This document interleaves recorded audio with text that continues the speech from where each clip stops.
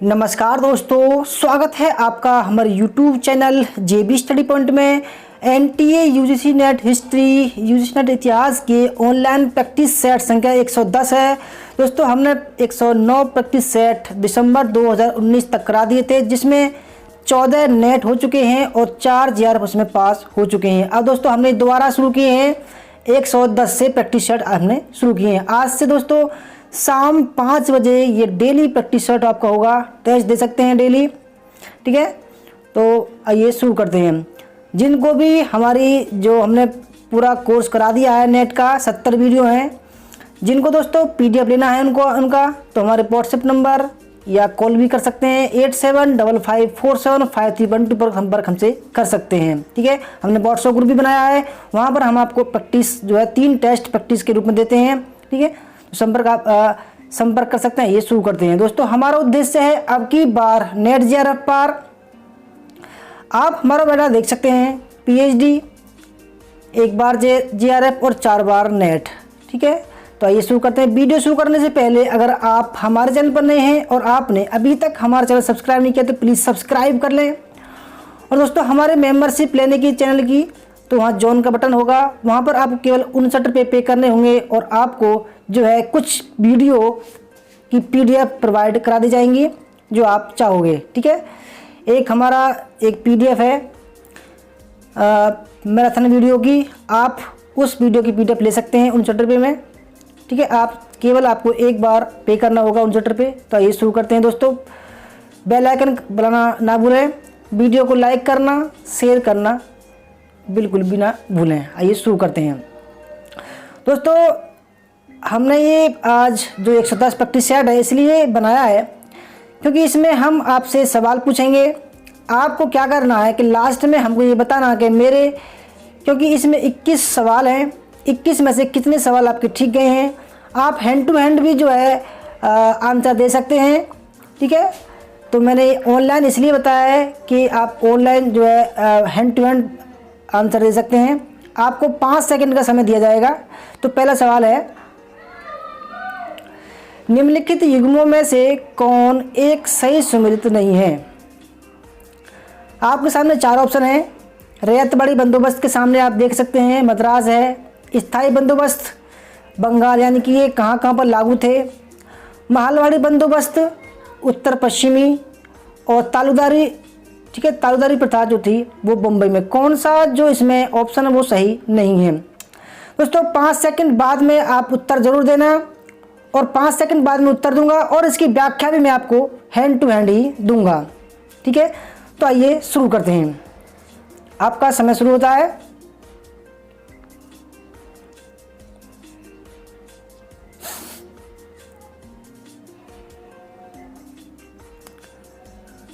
तो फ्रेंड्स सही आंसर है इसका ऑप्शन नंबर जो है D। बम्बई में तालुदारी प्रथा नहीं थी, रैयतवाड़ी बंदोबस्त था, मद्रास में था। स्थायी बंदोबस्त बंगाल, बिहार, उड़ीसा, और मालवाड़ी जो थी दोस्तों वो थी उत्तरी पश्चिम में, ठीक है। अब इसकी व्याख्या भी देख लेते हैं। रैयतवाड़ी का शाब्दिक अर्थ है रैयतों अर्थात किसानों के साथ सीधा संपर्क। इस व्यवस्था के जनक टॉमस मुनरो एवं कैप्टन रीड थे। इनके द्वारा यह व्यवस्था मद्रास, बम्बई, असम तथा कर्नाटक में लागू की गई। यह अंग्रेजी भारत के कुल 51% भूभाग पर लागू हुई थी।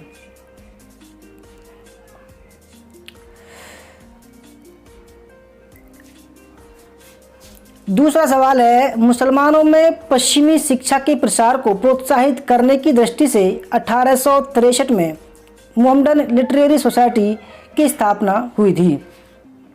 दोस्तों जिससे मैंने JRF किया है वो वही नोट्स हैं ये, ठीक है। आप भी हमारे नोट से JRF कर सकते हैं, हमारे ही प्रैक्टिस सेट है ये। तो कलकत्ता, अलीगढ़, दिल्ली या कराची में।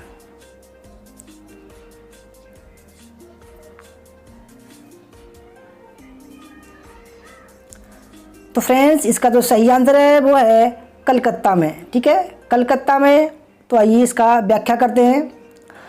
मोहम्मडन लिटरेरी सोसाइटी की स्थापना 1863 ईस्वी में कलकत्ता में अब्दुल लतीफ़ ने की थी। अब्दुल लतीफ़ का इस संस्था की स्थापना के पीछे यह उद्देश्य था कि वे समाज में शोषित तथा पिछड़े मुसलमानों को प्रगति की मुख्य धारा में लाए और उनको शिक्षित कर समाज में सम्मानजनक स्थान दिलवा सकें। अब्दुल लतीफ़ को मुस्लिम समुदाय के प्रति किए गए कार्यों के कारण बंगाल के मुस्लिम जागरण का पिता कहा जाता है। दोस्तों तीसरा सवाल है, थियोसॉफिस्ट किसके सुदृढ़करण तथा पुनर्जागरण की वकालत करते थे? थियोसॉफिस्ट सोसाइटी जो थी, जैसे कि आप देख सकते हैं, हिंदू पारसी बौद्ध धर्म, हिंदू बौद्ध इस्लाम धर्म, हिंदू बौद्ध जैन धर्म, केवल हिंदू और बौद्ध धर्म। अगर दोस्तों आपने थियोसॉफिस्ट पढ़ा होगा तो आपको ज़रूर पता होगा ये ऑप्शन। बहुत ही शानदार। और दोस्तों ऐसा नहीं है कि मैं वैसे ही ले आया हूँ प्रैक्टिस सेट को, इनसे 14 नेट और 4 JRF हो चुके हैं, ठीक है, इसलिए आपको व्याख्या सहित लेके आया हूँ की बार उनको। तो फ्रेंड्स इसका जो सही आंसर है वो है, जो थियोसॉफिस्ट थे वो हिंदू धर्म, पारसी धर्म और बौद्ध धर्म की वकालत करते थे, पुनर्जागरण की, ठीक है। चौथा सवाल है, निम्नलिखित में से कौन रहनुमाई मजदयातन सभा के प्रवर्तन से संबंध थे? आपके सामने 3 ऑप्शन हैं, नौरोजी फरदौनजी, दादा भाई नौरोजी और SS बंगाली। आपको लगाना है कि इन तीनों में से कौन कौन रहनुमाई मजदयातन सभा से संबंधित थे। 1 या 2, 1 या 3, 2 या 3 या 1, 2 या 3 या तीनों ही थे।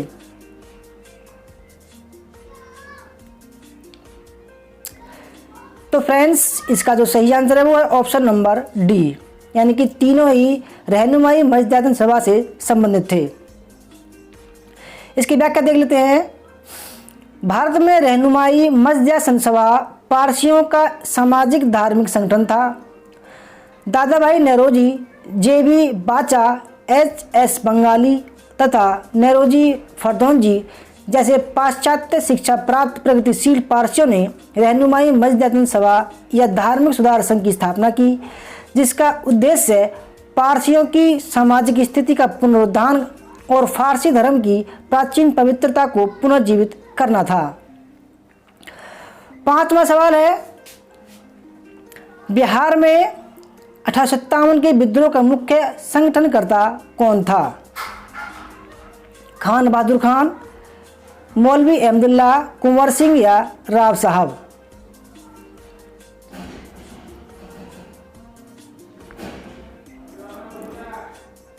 तो फ्रेंड्स इसका सही आंसर है ऑप्शन नंबर सी। जो बिहार में जो कुंवर सिंह थे वो जमींदार थे। आरा एक जगह है, ठीक है, जगदीशपुर में जगह है आरा, तो वहाँ पर वो जमींदार थे। 1857 क्रांति में उन्होंने नेतृत्व वहाँ का किया था।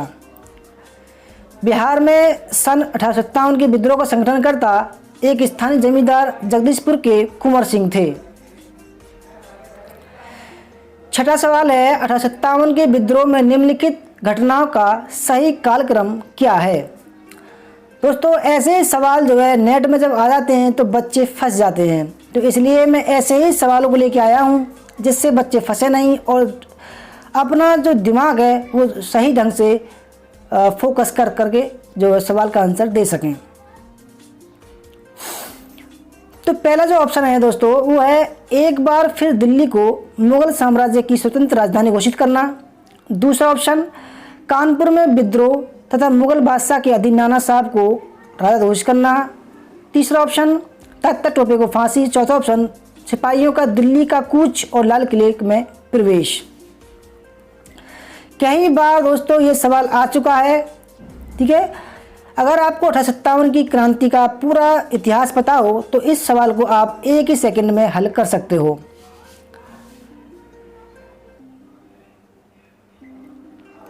तो दोस्तों इसका जो सही आंसर मैं बता सकता हूँ आपको, ठीक है। अगर आपको नहीं पता हो तो आइए बताते हैं दोस्तों। 10 मई 1857 को मेरठ से जो है स्वतंत्रता संग्राम का उदय हुआ, तो यानी कि सिपाहियों का दिल्ली कूच हुआ। उसके बाद में 11 मई को लाल किले में प्रवेश उन्होंने कर लिया, यानी कि चौथा ऑप्शन पहला आएगा।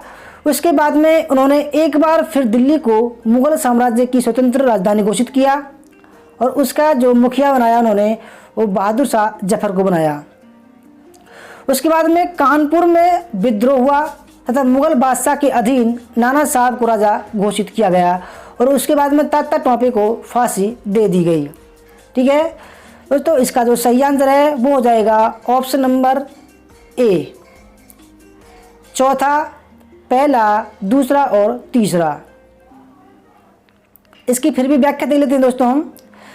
10 मई 1857 को सैनिकों ने खुला विद्रोह किया और अपने अधिकारियों पर गोली चलाई। अपने साथियों को मुक्त कराकर वे दिल्ली की ओर चल पड़े। विद्रोहियों ने 12 मई को दिल्ली पर कब्जा कर बहादुर शाह द्वितीय को भारत का सम्राट घोषित किया। 5 जून 1857 को कानपुर में विद्रोह नाना साहब को पेशवा घोषित किया गया। 5 अप्रैल 1859 में तात्या टोपे को पकड़कर फांसी दे दी गई। 7वां सवाल, सूची फर्स्ट को सेकंड से मिलाना है। सूची फर्स्ट में बुद्ध भगत, सिद्धू एवं कानू, टीटू मीर, गंगा नारायण और शरीयतुल्लाह। सेकंड में संथाल विद्रोह 1855, भूमिज विद्रोह 1833, फराजी आंदोलन 1836 से 37, कोल बगावत, उसके बाद में बरासत विद्रोह। ये भी दोस्तों कई बार एग्जाम में आ चुका है और ये आते ही रहते हैं सवाल घुमा फिरा कर, इसलिए हमारी जो प्रैक्टिस सेट है बहुत ही महत्वपूर्ण है दोस्तों। हमने पूरा एक्सपीरियंस लगा दिया है आपके इन प्रैक्टिस सेट को बनाने में, और जो हमने वीडियो बनाई है, ठीक है, थ्योरेटिकल, उनको भी बनाने में हमने पूरी मेहनत लगाई है। हम चाहते हैं गरीब से गरीब बच्चों को पहुँचे। जिनके पास में टाइम है वो नोट्स बना सकता है और जिनके पास में नहीं है वो हमारे नोट्स PDF में ले सकता है।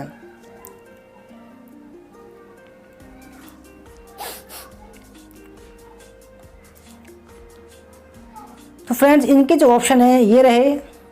ठीक है,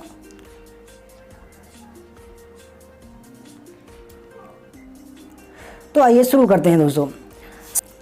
पहला जो ऑप्शन है बुद्ध भगत, ठीक है, बुद्ध भगत जो है, बुद्ध भगत है कोल बगावत। ठीक है, बुद्ध भगत, कोल बगावत, सिद्धू एवं कानू, संथाल विद्रोह, टीटू मीर, टीटू मीर जो है दोस्तों वो है बरासत विद्रोह, गंगा नारायण, भूमिज और शरीयतुल्लाह फराजी आंदोलन। ऑप्शन नंबर जो इसका सी है वो इसका सही आंसर हो जाएगा। ऑप्शन नंबर सी इसका सही आंसर हो जाएगा।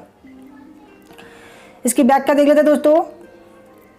बुद्ध भगत, कोल बगावत, सिद्धू कानू, संथाल, टीटू मीर, बरासत, गंगा नारायण, भूमिज और शरीयतुल्लाह फराजी आंदोलन। 8वां सवाल देखते हैं, पागलपंथी संप्रदाय की स्थापना किसने की थी? आपके सामने 4 ऑप्शन है। रायबरेली के सैयद अहमद ने, हाजी शरीयतुल्लाह ने, करमसाय ने या साहिब अली उल्लाह ने।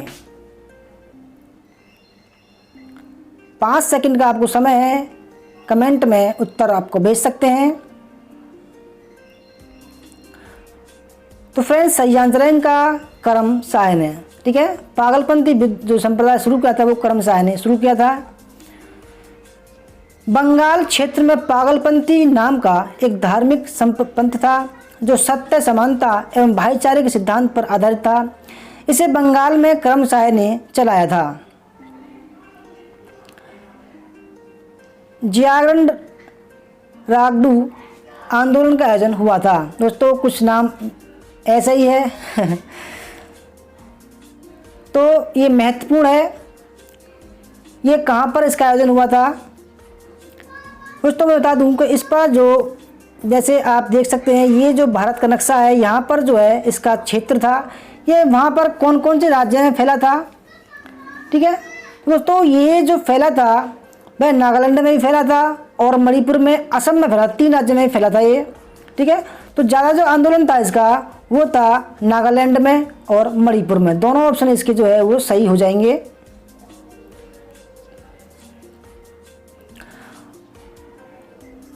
दसवां सवाल, निम्नलिखित में से किन समाचार पत्रों ने स्वतंत्रता संग्राम के काल में क्रांतिकारी आतंकवाद की वकालत की थी? ये भी जो है एग्जाम में आ चुका है सवाल, मोस्ट इम्पोर्टेंट है।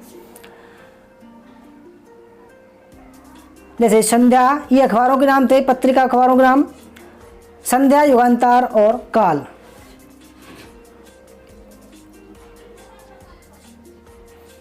तो फ्रेंड्स, इसका जो सही आंसर है वो है ऑप्शन नंबर डी। जब स्वतंत्रता संग्राम हुआ तो संध्या, युगांतर और काल ने तीनों में क्रांतिकारी आतंकवाद की वकालत की थी। संध्या, युगांतर, काल तीनों समाचार पत्रों ने स्वतंत्रता संग्राम के काल में क्रांतिकारी आतंकवाद की वकालत की थी।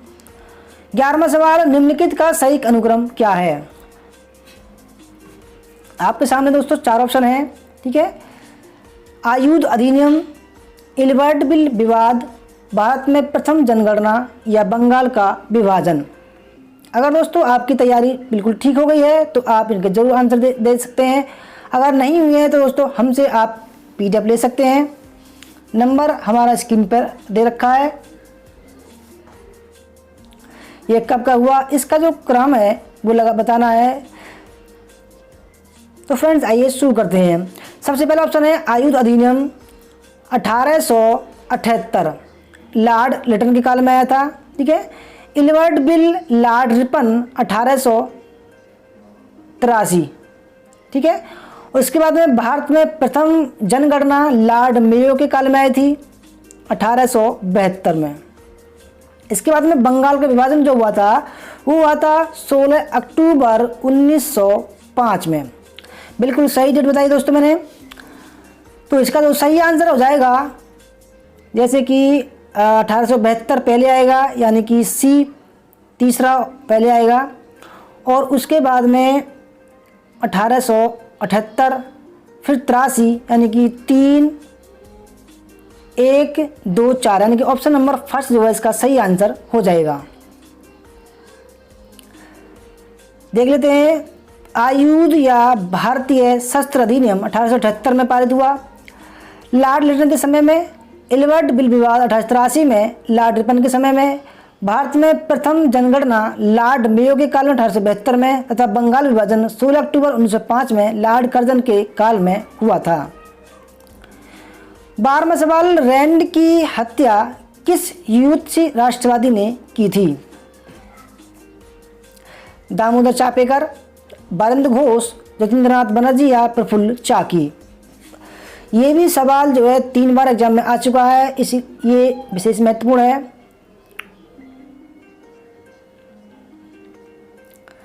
तो फ्रेंड्स इसका जो सही आंसर है वो है ऑप्शन नंबर फर्स्ट।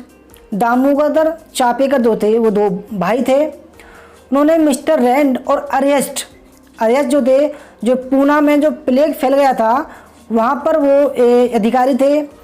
परंतु इनको लगा, चापेकर बंधुओं को लगा कि ये जो अधिकारी हैं ये कुछ जो महिलाएं हैं उनके साथ में कुछ बदतमीजी कर रहे थे, इसलिए उन्होंने, और जो व्यवस्था थी उनको नहीं सही कर पा रहे थे, तो उन्होंने इनकी हत्या गोली मारकर कर दी।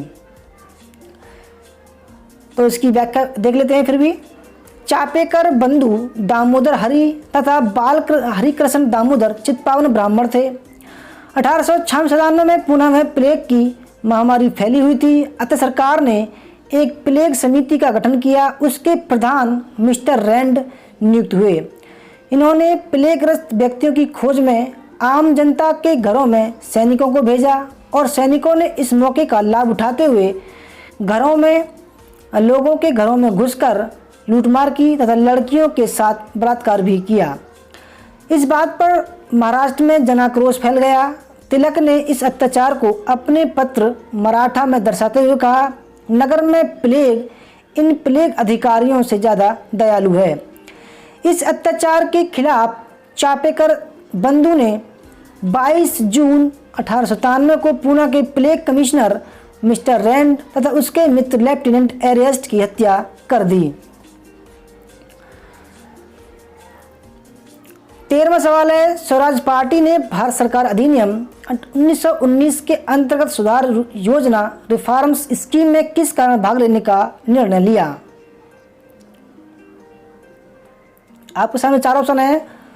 वह सरकार बनाकर राजनीतिक अनुभव प्राप्त करना चाहती थी, या वह अधिनियम में दिए गए सुधारों का खोखलापन उद्घाटित करना चाहती थी, तीसरा वह सरकार के साथ सहयोग करना चाहती थी, या चौथा ऑप्शन वह परिवर्तन चाहने वालों के प्रभाव को घटाना चाहती थी।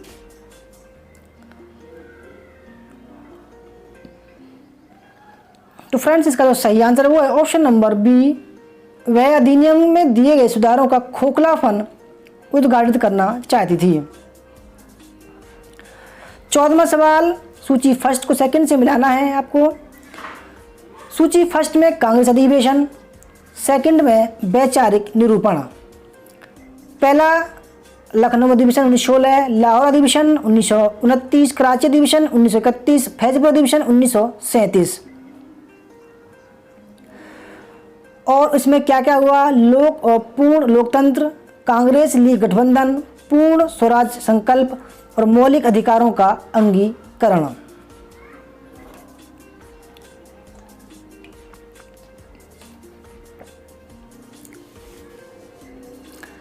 आपके सामने 4 ऑप्शन ये रखे।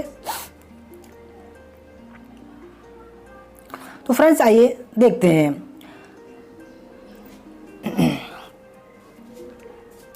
पहला जो है आप सभी जानते होंगे पहले को, लखनऊ अधिवेशन, जिसको कांग्रेस लीग गठबंधन कहते हैं या लखनऊ समझौता कहते हैं।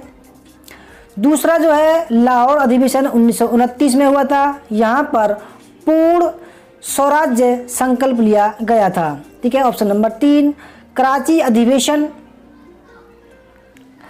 कराची अधिवेशन 1931 में हुआ था और यहाँ पर मौलिक अधिकारों का अंगीकरण किया गया था। फैजपुर अधिवेशन, यहाँ पर पूर्ण लोकतंत्र की बात की गई थी। ऑप्शन नंबर जो इसका सी है वो इसका सही आंसर हो जाएगा।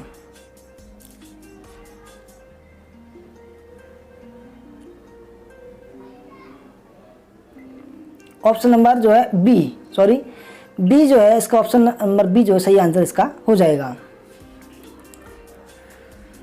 15वां सवाल, अच्छा इसका व्याख्या है। लखनऊ अधिवेशन 1916, कांग्रेस लीग गठबंधन, लाहौर अधिवेशन 1929, पूर्ण स्वराज्य संकल्प, कराची अधिवेशन 1931, मौलिक अधिकारों का अंगीकरण, फैजपुर अधिवेशन 1937, पूर्ण लोकतंत्र। 15वां सवाल, सशस्त्र क्रांति को संगठित करने के उद्देश्य से स्थापित हिंदुस्तान रिपब्लिकन एसोसिएशन का हिंदुस्तान सोशलिस्ट रिपब्लिकन एसोसिएशन के रूप में पूर्ण नामकरण किसके नेतृत्व में हुआ था? यानी कि HRA का नाम बदलकर HSRA किसके नेतृत्व में किया गया? दोस्तों सेम टू सेम सवाल जो है, ये सवाल आ चुका है नेट में। मैं इसका इंग्लिश बता रहा हूँ, इंग्लिश रूपांतरण आया था, ये हिंदी रूपांतरण है।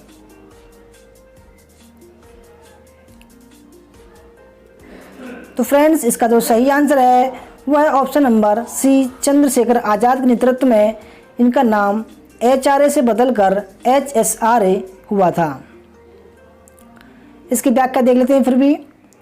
अक्टूबर 1924 से उत्तर भारत के क्रांतिकारियों ने कानपुर में एक सम्मेलन करके हिंदुस्तान रिपब्लिकन एसोसिएशन अथवा सेना का गठन किया। बाद में आगे चलकर 9 और 10 सितंबर 1928 को दिल्ली के फिरोजशाह कोटला मैदान में उत्तर भारत के युवा क्रांतिकारियों की एक बैठक चंद्रशेखर आज़ाद के नेतृत्व में हुई और संगठन का नाम बदलकर हिंदुस्तान सोशलिस्ट रिपब्लिकन एसोसिएशन रखा गया। 16वां सवाल, अखिल भारतीय मजदूर संघ Congress all India trade union Congress के बम्बई के 25वें अधिवेशन में अध्यक्ष थे। लाला लाजपत राय, S.A. डोंगे, N.M. जोशी या B. शिव राव?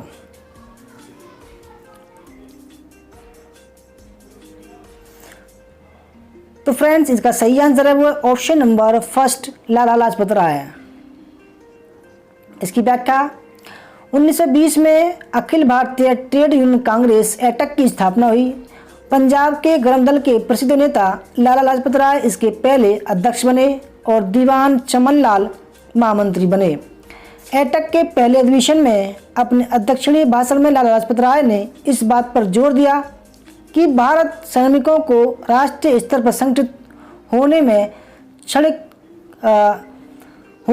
एक क्षण का समय नहीं खोना चाहिए। 17वां सवाल, सभी ने अवज्ञा आंदोलन के अंग के रूप में वन नियमों की भी अवज्ञा हुई थी। कहाँ हुई थी ये? मद्रास प्रेसिडेंसी एवं उड़ीसा में, या महाराष्ट्र कर्नाटक एवं सेंट्रल प्रोविंस में। नंबर 3, केरल गुजरात एवं असम में, या बंगाल एवं उड़ीसा में।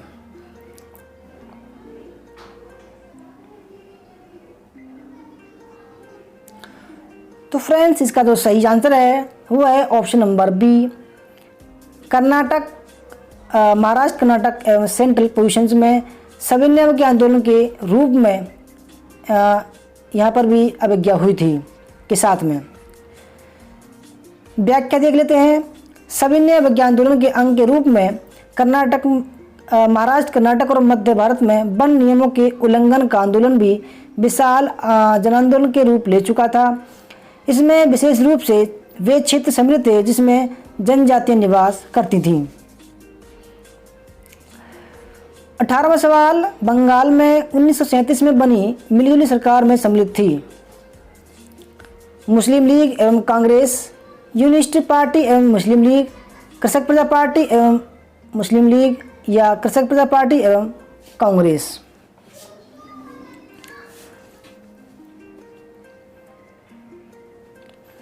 तो फ्रेंड्स, जब बंगाल में चुनाव हुए थे तो उसमें जब रिजल्ट आया था तो उसमें 1937 में जो मिलीजुली सरकार बनी थी वह बनी थी कृषक प्रजा पार्टी एवं मुस्लिम लीग के बीच में। ठीक है, वहाँ पर कांग्रेस की सरकार नहीं बनी थी। बंगाल में कृषक प्रजा पार्टी एवं मुस्लिम लीग की जो है वहाँ पर मिलीजुली सरकार बनी थी गठबंधन की। तो इसकी थोड़ी सी व्याख्या देख लेते हैं। सन 1937 के चुनाव में बंगाल में फजलुल हक के नेतृत्व में कृषक प्रजा पार्टी तथा मुस्लिम लीग के गठबंधन से सरकार बनी। कांग्रेस इससे अलग रही थी। 19वां सवाल, सितंबर 1932 में महात्मा गांधी ने मृत्युपरंत उपवास आरंभ किया क्योंकि वे भारत के लिए पूर्ण स्वतंत्रता की घोषणा को त्वरित करना चाहते थे, या कांग्रेस में मतभेद था, या एक सांप्रदायिक दंगा हुआ था, या नंबर 4, उन्होंने ब्रिटिश प्रधानमंत्री के सांप्रदायिक अधिनिर्णय British prime minister Camille award में दलित वर्गों के लिए अलग चुनाव क्षेत्रों की व्यवस्था को अस्वीकार कर दिया था।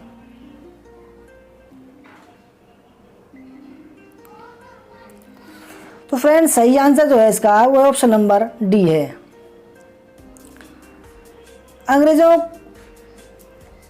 अंग्रेजों की बांटो और राज करो की नीति का एक और असली रूप अगस्त 1932 में सांप्रदायिक पुरस्कार के रूप में सामने आया। इसके तहत प्रत्येक अल्पसंख्यक समुदाय के लिए विधानमंडलों में कुछ सीटें सुरक्षित की गई थी, जिनके लिए सदस्यों का चुनाव पृथक निर्वाचन मंडलों में होना था। यानी मुसलमान सिर्फ मुसलमान को और सिख सिर्फ सिख को वोट दे सकता था। मुसलमान, सिख और ईसाई पहले से ही अल्पसंख्यक माने जाते रहे हैं। अब इस नए कानून के तहत दलित वर्ग को भी अल्पसंख्यक करार दिया गया और उन्हें हिंदू समाज से पृथक कर दिया गया। दलित वर्ग को शेष हिंदू समाज से अलग करने का प्रयास लगभग सभी राष्ट्रवादी नेताओं ने इसका विरोध किया। गांधी जी उस समय पूना के यरवदा जेल में थे। यह खबर मिलते ही उन्होंने इसका कड़ा विरोध किया और 20 सितंबर 1932 से आमरण अनशन पर वो बैठ गए। 20वां सवाल है, कैबिनेट डेलीगेशन में कौन शामिल थे? कौन कौन शामिल थे? आपके सामने 4 ऑप्शन है। लॉरेंस क्रिप्स अलेक्जेंडर, दूसरा ऑप्शन बावेल क्रिप्स अलेक्जेंडर, तीसरा ऑप्शन बावेल लॉरेंस अलेक्जेंडर, चौथा ऑप्शन क्रिप्स बावेल या पेंथिक लॉरेंस। ये भी जो है एग्जाम में आ चुका है ये सवाल भी। इसलिए विशेष महत्वपूर्ण है। तो फ्रेंड्स, इसका जो सही आंसर है वो है ऑप्शन नंबर फर्स्ट। जो कैबिनेट डेलीगेशन मिशन था 1946 का, उसमें पेंथिक लॉरेंस, सर स्टेफर्ड क्रिप्स जो 1942 के उसमें शामिल थे, ठीक है, वो भी इसमें शामिल हुए, और मिस्टर अलेक्जेंडर ये भी इसमें शामिल थे। इसकी व्याख्या देख लेते हैं। 19 फरवरी 1946 को क्लाइमेट एटली ने भारतीय समस्या के समाधान हेतु कैबिनेट मिशन मंत्रिमंडलीय शिष्टमंडल भारत भेजने की घोषणा की, जिसमें कुल 3 सदस्य थे। सर स्टेफोर्ड क्रिप्स अध्यक्ष, पेंथिक लॉरेंस अलेक्जेंडर तत्कालीन भारत सचिव, एवं AB अलेक्जेंडर नौसेना प्रमुख। और हमारा लास्ट सवाल है, निम्नलिखित वक्तव्यों में से कौन एक सही है?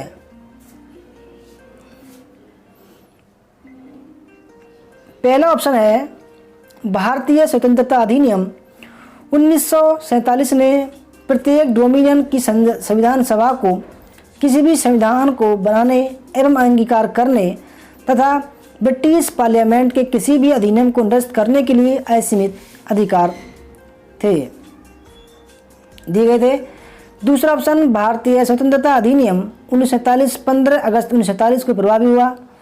तीसरा ऑप्शन, भारतीय स्वतंत्रता अधिनियम 1947 15 अगस्त 1947 में व्यवस्था थी कि असम में सिलहट जिला भारत का अंग बनेगा। दोस्तों, इसका जो कौन सा ऑप्शन सही है, ठीक है, कौन सा गलत है? 21वां सवाल है। तो फ्रेंड्स, इसका जो सही आंसर वो ऑप्शन नंबर वी, भारतीय स्वतंत्रता अधिनियम 1947 15 अगस्त 1947 को प्रभावी हुआ था। इसकी व्याख्या देख लेते हैं। भारतीय स्वतंत्रता अधिनियम 1947 का विधेयक 4 जुलाई 1947 को संसद में रखा गया और 18 जुलाई तक यह पारित हो गया। इस अधिनियम द्वारा भारत में 15 अगस्त 1947 को 2 प्रादेशिक शासन इकाइयाँ भारत और पाकिस्तान में स्थापित की जानी थी, और इस तिथि के पश्चात इंग्लैंड ने भारत पर अपना आधिपत्य छोड़ देना था। तो दोस्तों, ये था हमारा प्रैक्टिस सेट संख्या या मॉक टेस्ट संख्या 110। आपको कैसा लगा ईमानदारी से बताना। अगर इस टाइप का आपको प्रैक्टिस सेट चाहिए तो बता देना, अगर नहीं तो हम जो है एक एक क्वेश्चन को व्याख्या नहीं करेंगे, वैसे ही उसका उत्तर बता सकते हैं। दोस्तों, वीडियो अच्छी लगी तो लाइक करना, शेयर करना, कमेंट करना, और हमारे चैनल की मेंबरशिप जरूर लेना दोस्तों, क्योंकि इससे फ़ायदा है कि हम आपको प्रैक्टिस सेट की PDF जो है दे सकते हैं। ठीक है, तो दोस्तों धन्यवाद वीडियो देखने के लिए। जय हिंद, जय भारत, वंदे मातरम। मिलते हैं कल शाम 5 बजे।